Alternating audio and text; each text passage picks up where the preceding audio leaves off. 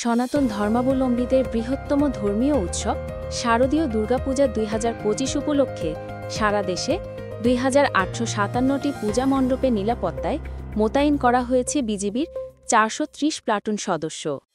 সীমান্তবর্তী এলাকায় জোরদার টহলের পাশাপাশি সারা দেশে স্থাপন করা হয়েছে ২৪টি বেস ক্যাম্প।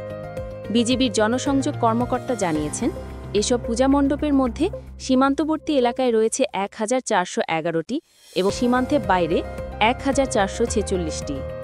এর মধ্যে রাজধানী ঢাকা, নারায়ণগঞ্জ ও গাজীপুরে ৪৪১টি, চট্টগ্রাম অঞ্চলে ৬৯৪টি এবং অন্যান্য স্থানে ৩১১টি পূজা মণ্ডপ রয়েছে। যে কোনো অনাকাঙ্ক্ষিত ঘটনা প্রতিরোধে গোয়েন্দা নজরদারি ও বিশেষ টহল জোরদার করা হয়েছে। জনগণ যাতে নির্বিঘ্নে দুর্গাপূজা উদযাপন করতে পারেন সেই লক্ষ্যে স্থানীয় প্রশাসনের সঙ্গে সমন্বয় করে কাজ করছে বিজিবি।